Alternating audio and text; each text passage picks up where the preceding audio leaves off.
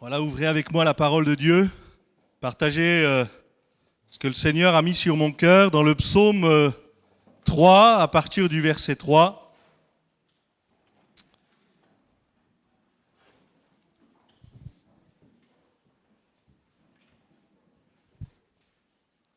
Psaume 3, verset 3.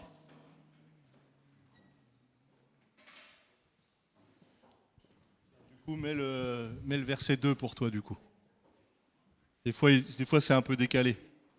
Vas-y, je vais le lire aussi. Vas-y, mets juste le verset là-avant. Voilà, merci. Psaume 3, verset 3 nous dit: Combien qui disent à mon sujet, plus de salut pour lui auprès de Dieu. Mais toi, ô Éternel, tu es mon bouclier, tu es ma gloire et tu relèves ma tête. De ma voix, je crie à l'Éternel, il me répond de sa montagne sainte. Je me couche et je m'endors, je me réveille car l'Éternel est mon soutien. Je ne crame pas les myriades des peuples qui m'assiègent de toutes parts. Lève-toi, Éternel, sauve-moi mon Dieu, car tu frappes à la joue tous mes ennemis, tu brises les dents des méchants. Le salut est auprès de l'Éternel, que ta bénédiction soit sur ton peuple. Je voudrais vous partager premièrement ce matin cette expression: combien disent à mon sujet, plus de salut pour lui. Peut-être vous l'avez dit vous-même, ou peut-être vous l'avez entendu pour quelqu'un, ou même pour vous-même. Plus de salut, plus de possibilités de changement, il n'y a plus rien à faire. Moi, mes parents ont entendu ça il y a un peu plus de 40 ans maintenant, me concernant. Ils ont dit à mes parents, allez voir votre enfant une dernière fois, il ne passera pas la nuit. Plus de salut. Plus de possibilités de secours. Alors la réponse, vous l'avez, puisque je suis devant vous pour parler, mais la médecine n'a rien pu faire. Et pourtant, je les en remercie. Il m'arrive très souvent, quand je vais sur Nancy, d'aller au CHU à Brabois ou d'aller dans les différents hôpitaux où je suis allé et puis d'aller voir les médecins qui sont encore là. Et je me souviens de cette remarque de cette dame qui un jour m'a vu arriver, j'ai été jusqu'à Reims et puis ils m'ont ramené après sur Nancy pour continuer les soins. Et cette dame a fait cette remarque, c'est elle-même qui me le dit, Bien sûr que je ne m'en rendais pas compte, j'étais tout petit. Elle a fait cette remarque, mais il est encore là, ce petit. Parce qu'elle m'avait vu partir, elle. Elle savait dans quel état je partais. Et elle s'est dit, mais c'est pas possible. Il y a quelque chose qui s'est passé. Ce que j'ai appris des années plus tard, c'est que cette dame qui a parlé comme ça, c'était une chrétienne. Je l'ai découvert comment ? En allant à la maison de la Bible à Nancy. Je suis arrivé, je vais à la maison de la Bible, je parle avec les gens qui sont là, et puis je passe à la caisse et elle voit mon nom, UO. Elle me dit, mais il y a quelqu'un dans votre famille qui est pasteur. Et puis, il a eu un fils qui s'appelle Pierre. Je dis, oui, c'est moi. Elle me dit, je vais vous raconter votre histoire. Ça fait bizarre, Ça fait bizarre quand on voit les choses comme ça. Mais moi, j'ai vu là la fidélité de Dieu et sa miséricorde. Peut-être que tu as vécu des choses similaires. Peut-être que si tu es là, tu peux dire, mais moi aussi, c'est un effet de la grâce de Dieu. Et pas simplement, moi j'ai eu beaucoup de problèmes cardiaques, mais chacun d'entre vous, vous pourriez passer derrière ce pupitre et avec ce micro et dire, mais voilà moi ma difficulté. Voilà moi mes douleurs. Voilà moi mes souffrances. Mais là aussi, moi, je suis un miraculé parce que le Seigneur est intervenu dans ma vie. Et vous savez, j'aimerais dire à quelqu'un ce matin, vous n'avez pas besoin de vivre tellement de souffrances dans votre vie pour dire que vous aussi, vous êtes un miraculé. Pourquoi ? Parce que si vous êtes là, c'est uniquement un effet de la grâce de Dieu. Dieu nous a gardés bien des fois, et on peut en témoigner, mais bien des fois encore, il nous a gardés, protégés, entourés, sans que nous nous en rendions compte. Combien de fois le Seigneur nous a fait prendre une direction différente? Combien de fois le Seigneur nous a fait prendre des chemins que nous n'aurions pas pris si ce n'avait pas été lui? Mais il l'a fait pourquoi? Pour que nous puissions être sauvés. Alors peut-être que quelqu'un va dire, ou peut-être quelqu'un se sent dans ce rôle, mais plus de salut pour lui. Plus de possibilité d'être sauvé. Moi, je pense à toi, Maria, de dire, mais quand est-ce qu'il va faire le pas? Quand est-ce qu'il va donner son cœur au Seigneur? Et ça peut être pour Maria, mais ça peut être pour chacun d'entre nous. On l'a peut-être tous dit de quelqu'un.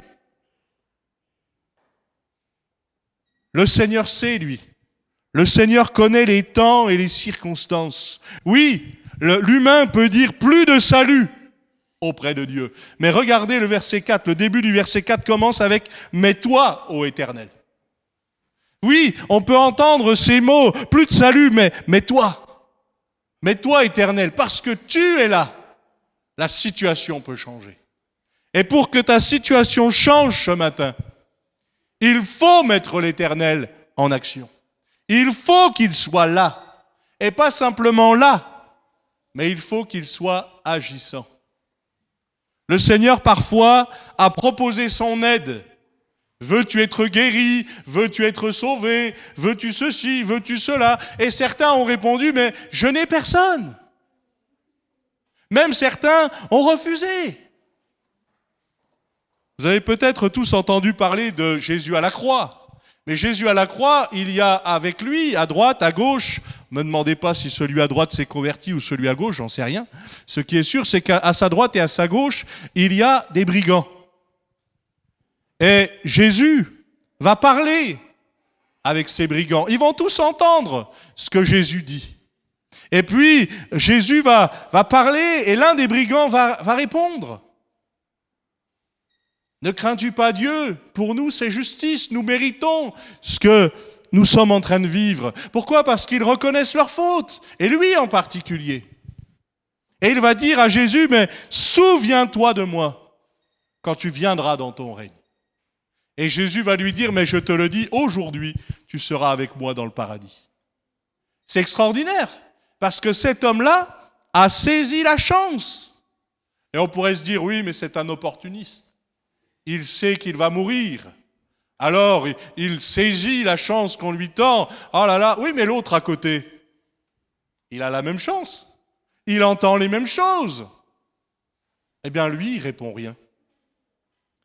Et dans le miracle de la croix, puisque nous croyons dans la mort de Jésus, mais nous croyons encore bien plus dans sa résurrection, heureusement, sinon je ne vois pas l'intérêt de nous réunir. Mais ce qui est important, c'est de saisir.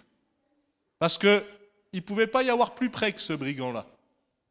Et pourtant, il y a un des brigands qui est mort dans ses péchés, et l'autre est mort également, puisque être croyant ne nous empêche pas de mourir.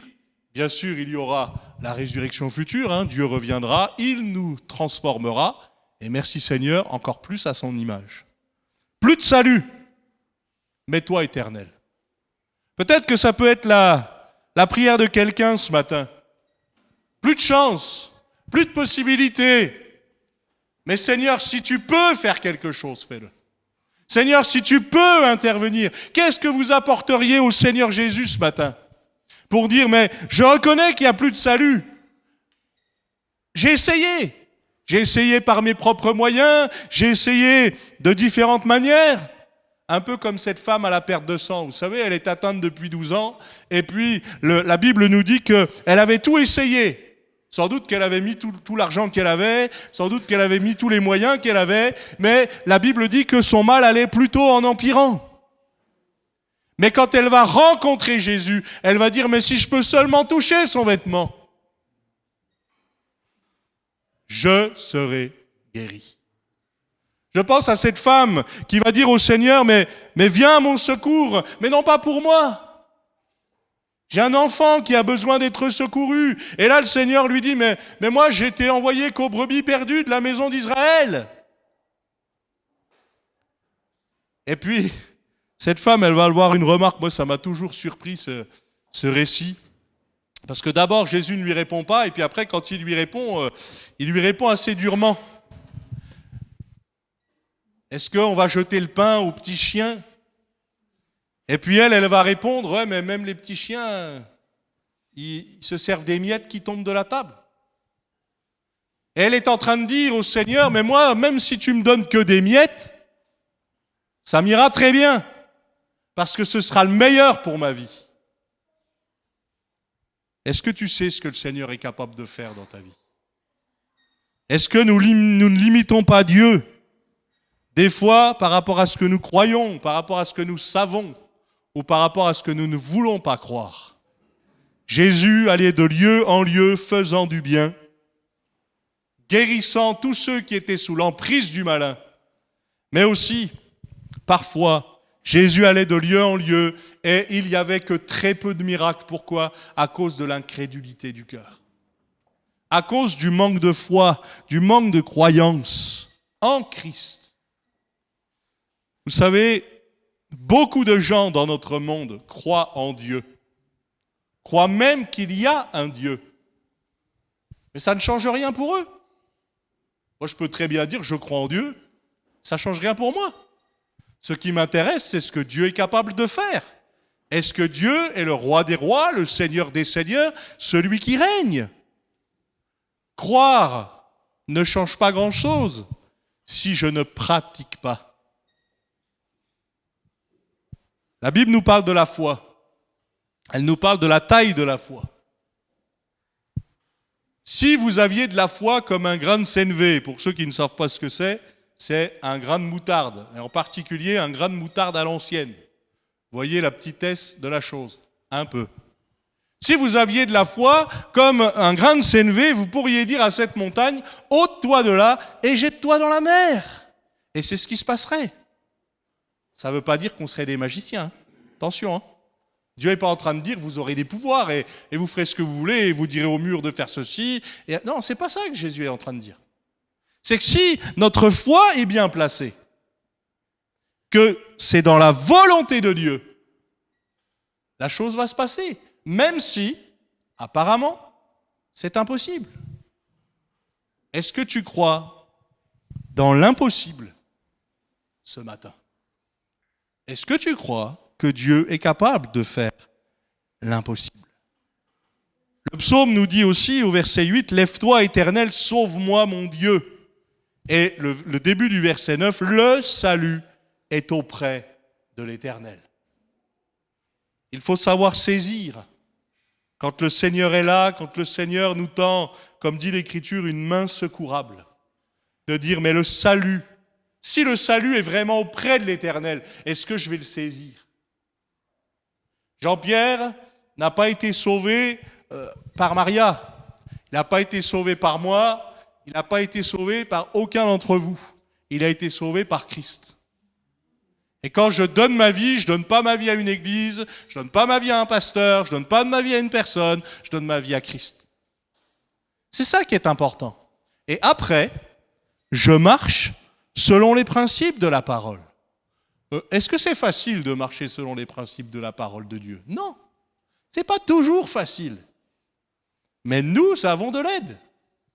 Dieu est avec nous et on fait notre part, mais lui, il fait le reste.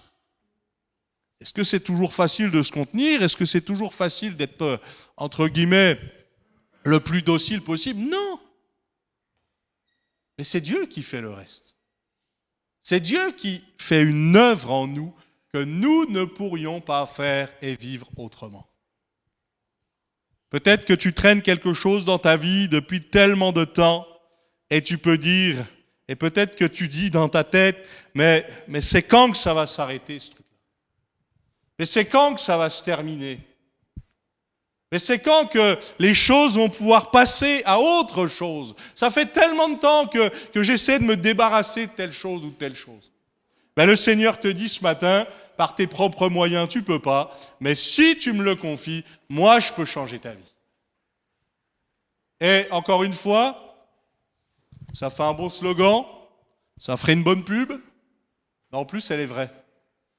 Parce que frères et sœurs, ici, la plupart d'entre nous, on peut témoigner que c'est la réalité. Quand on a confié ce que nous ne pouvions pas gérer à Dieu, Dieu s'en est occupé et a fait ce que dit l'Écriture. Il a même fait infiniment au-delà de ce que nous pensons, même espérons. Dieu a été capable de rapprocher ceux qui se faisaient la tête. Dieu a été capable de ramener les pères vers leurs fils, les fils vers leurs pères. Dieu a été capable de ramener une restauration dans les couples. Dieu a été capable de guérir là où personne ne pouvait plus rien faire. Dieu a été capable de toucher nos cœurs. Moi, je pense à cet homme qui un jour est entré dans une église, cet homme profondément raciste. Il ne s'en cachait pas. Pourtant, disait qu'il était croyant. Et là, il est entré dans une église africaine. Il ne savait pas ce qu'il y avait là. Et quand il est rentré, il n'était pas tranquille. Parce que quand il n'y en avait que quelques-uns, ça allait. Mais là, il ne faisait pas le malin. Pourtant, Dieu a révélé toute sa vie par le pasteur qui était en train de prêcher.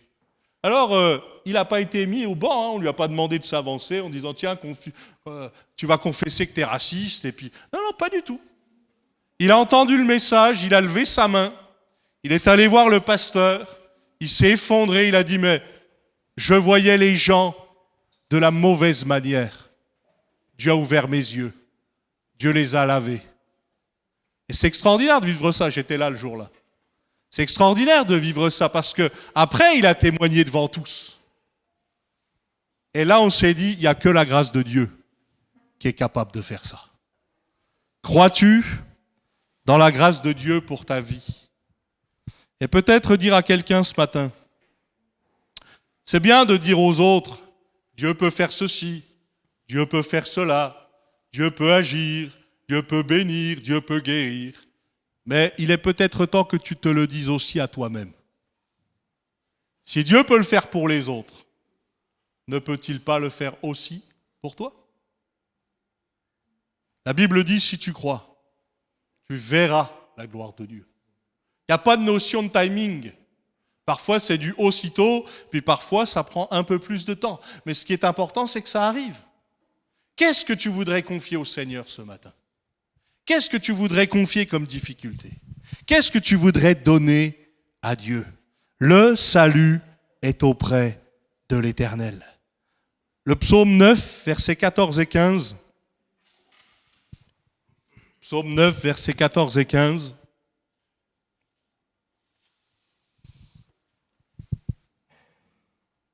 Voilà, c'est affiché ici. Psaume 9, versets 14 et 15. « Aie pitié de moi, Éternel, vois la misère où me réduisent mes ennemis. Enlève-moi des portes de la mort afin que je publie toutes tes louanges dans les portes de la vie de Sion et que je me réjouisse de ton salut. » On l'a chanté ce matin. Il y a de la joie dans la maison de mon Père. Pourquoi? Parce qu'il y a de la joie pour un seul pécheur qui se repent. On ne veut pas oublier ça. Là, le Seigneur ne veut pas simplement être le Seigneur de nos vies. Il veut être le Seigneur et Maître, celui qui prend les rênes. Est-ce que nous avons toujours pris les bonnes décisions? Est-ce qu'on a toujours pris les bonnes directions dans nos vies? Non. Non. Même des fois avec Dieu, on n'a pas pris les bonnes décisions. Vous savez, des fois, on dit au Seigneur, montre-moi. Et puis quand il nous a montré la voie, on lui a dit, Seigneur, t'es sûr que je ne peux pas prendre autre chose? Des fois, ça arrive. Hein. Ce matin, je pensais très fortement à Daniel, prophète Daniel, et puis à ses compagnons, vous savez, ses amis. Daniel et la fosse au lion, on connaît ça. Hein. Daniel, il va aller dans cette fosse, pourtant, Daniel, il est juste, c'est Dieu qui le reconnaît, mais même ceux qui sont autour de lui le reconnaissent. Et puis finalement, il va aller dans la fosse et Dieu va faire taire les lions. Et puis après, il y a ses amis, Shadrach, Meshach, Abed-Nego, vous savez l'histoire de la statue, il faut se prosterner devant. Et puis eux, ils refusent. Alors ne me demandez pas où était Daniel à ce moment-là, j'en sais rien, mais il y avait tellement de provinces qu'on peut bien imaginer qu'il était ailleurs et occupé ailleurs, il y avait tellement à faire. Mais Shadrach, Meshach, Abed-Nego vont dire quelque chose au roi. Ils vont lui dire, mais nous, de toute façon, tu peux nous forcer à ça, on ne se prosternera jamais, Parce que notre Dieu, il est capable de nous délivrer, et quand bien même il ne le ferait pas, on va lui rester fidèle. Et moi, j'aime beaucoup ce récit. Parce qu'il ne se contente pas de dire, tant que le Seigneur fait quelque chose pour nous, on lui reste fidèle. C'est quoi qu'il arrive, on va lui rester fidèle. Et frères et sœurs, moi je prie pour avoir cette même mentalité. Pas la mentalité du tant que le Seigneur me donne, tant que le Seigneur répond, tant que le Seigneur ceci, cela, eh bien je reste attaché à lui. Mais quoi qu'il arrive, Seigneur, je veux rester attaché à toi. Parce que le Seigneur, encore une fois, ne nous a pas promis des choses faciles. Il nous a promis qu'il serait avec nous. Et vous savez comment je sais qu'il tient promesse ? On est là aujourd'hui.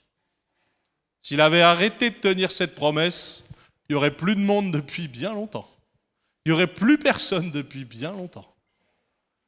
Je crois peut-être que c'est l'occasion pour quelqu'un de te rendre compte que oui, Dieu a été là. Oui, Dieu a été là dans ton parcours. Oui, Dieu t'a accompagné. Oui, Dieu a posé sa main, même quand tu ne t'en rendais pas compte. Peut-être dire à quelqu'un, il l'a fait hier, qu'est-ce qui l'empêche de le faire encore aujourd'hui ? Et peut-être de dire à quelqu'un, mais s'il l'a fait pour un tel, est-ce qu'il ne pourrait pas le faire pour toi aussi ? Qu'est-ce que tu vas apporter au Seigneur ? Qu'est-ce que tu vas lui demander de faire ?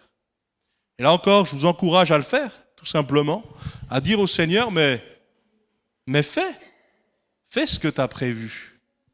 Peut-être quelqu'un a besoin de dire cette parole ce matin, sauve, Éternel. Sauve. Qu'est-ce que veut dire Jésus ? Sauve. Dieu sauve. Sauveur.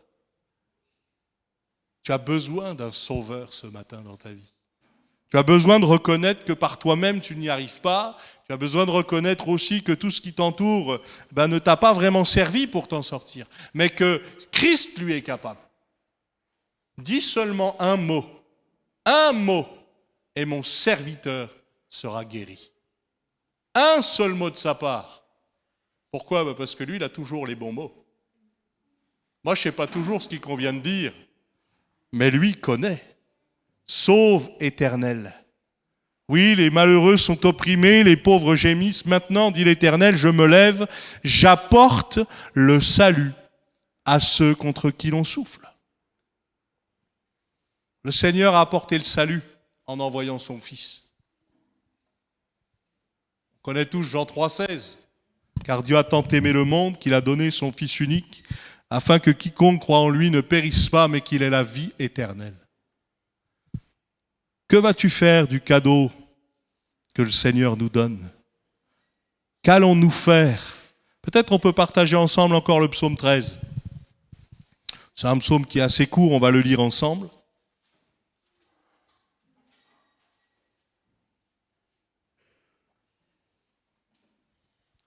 Je vous dirais bien, prenez courage, je suis à la 9e page sur 10, donc on y est presque.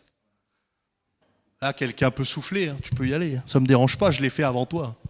Un jour, j'étais dans une réunion de prière, j'étais tout petit, je me suis endormi, même des fois adulte, on peut s'endormir, mais je me suis endormi.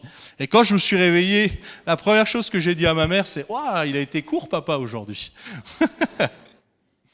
Ah, ça peut arriver, ça arrive à tout le monde. Même les yeux ouverts, on peut dormir un peu, hein, des fois. Le psaume 13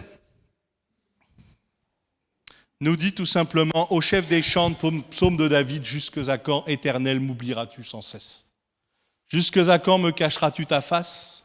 Jusque à quand aurai-je des soucis dans mon âme, chaque jour des chagrins dans mon cœur ? Jusque à quand mon ennemi s'élèvera-t-il contre moi ? Regarde, réponds-moi, Éternel, mon Dieu. Donne à mes yeux la clarté, afin que je ne m'endorme pas du sommeil de la mort, afin que mon ennemi ne dise pas « je l'ai vaincu » et que mes adversaires ne se réjouissent pas si je chancelle. Moi, le verset 6, j'ai confiance en ta bonté, j'ai de l'allégresse dans le cœur à cause de ton salut, je chante à l'Éternel car il m'a fait du bien. Amen. Quel est votre chant ce matin? Quelles sont vos paroles? On peut regarder dans la parole de Dieu, on trouve tout type de chants. On trouve des chants de louange, d'adoration, mais on trouve aussi des fois des complaintes, on trouve aussi des plaintes. Je pense que les Français ont beaucoup, à mon avis, participé dans le côté plainte et grève et ceci. On a toujours quelque chose à dire, mais vous savez que devant Dieu, il faut en profiter de parler maintenant. Parce que quand on arrivera devant Dieu, la première des choses qui va arriver, c'est que toute bouche sera fermée. Qu'est-ce que vous voulez qu'on dise à ce Dieu si grand et si puissant? Est-ce qu'on va arriver à justifier? Ça ne sert à rien. Il connaît tout. Et vous savez, il nous connaît parfaitement, mais il nous aime quand même. Il sait ce qu'il y a au fond de mon cœur. Il sait les saletés qu'il y a. Il sait parfois les mauvaises pensées, non seulement sur un tel ou sur une telle. Il sait les mauvaises pensées qu'on peut avoir parfois et qu'il n'en a pas. Et la question, c'est pas de se dire, puisque tout le monde en a, restons comme ça. Non, Seigneur, lave-moi. Fais ton œuvre en moi. Parce que des fois, j'ai essayé moi-même de me laver. J'ai essayé moi-même de trouver des solutions. Ça n'a pas marché. Pendant 2 ans et demi environ, j'ai travaillé dans un tabac-presse. Alors, imaginez, dans un tabac-presse, vous avez des revues pornographiques, vous avez du tabac, on était les 2e ou 3e plus grands débiteurs de tabac dans Nancy. Vous avez des jeux à gratter, vous avez tout ça accessible. Moi, j'avais tout. Au bout de 2 jours, mes patrons me donnaient les clés en me disant « fais comme tu veux ». Ben si là, vous n'avez pas l'aide de Dieu, vous tombez forcément. Première chose que j'ai fait dans le tabac-presse, le monsieur me dit « tu veux travailler avec nous? Pas de problème, j'ai des revues à te faire trier. » Que des revues pornographiques. Vous imaginez l'entretien d'embauche? Sympa. Je l'ai fait. Le lendemain, j'y retourne. Et il me dit, t'as fait ce qu'il fallait, je t'embauche. Je dis, d'accord. Mais moi, je suis chrétien, je touche plus à ça. Il me dit, tu sais quoi, je me doutais que tu allais dire ça. Parce que je sais que tu vas à l'église. Le tabac-presse était en bas de la rue de l'église. Et il me dit, je sais. Ben, on fait un deal. Moi, je m'occupe de ces revues-là, toi, tu t'occupes du reste. Les 2 ans et demi où j'ai travaillé avec lui, j'ai plus jamais touché une de ces revues. Pourquoi? Parce que je pense que le Seigneur avait posé sa main. Encore une fois, ça n'empêche pas la tentation, ça n'empêche pas la difficulté, mais on voit aussi la main de Dieu. Peut-être que le Seigneur est en train de te dire, mais je te propose une autre voie. Mais tant que tu ne l'empruntes pas, ça ne changera rien pour toi. Tant que tu ne détournes pas le regard, tant que tu ne vas pas chercher ailleurs la solution. On a lu ensemble, j'ai confiance en ta bonté, j'ai de l'allégresse dans le cœur à cause de ton salut. Je chante à l'Éternel car il m'a fait du bien. Sais-tu que le Seigneur veut te faire du bien? Veut prendre soin de toi, veut laver ton cœur, veut te restaurer. Moi, je pense à toutes ces blessures dans notre vie, mais je pense aussi à tout ce qu'on a traîné. Et puis de temps en temps, il y a des relents qui reviennent.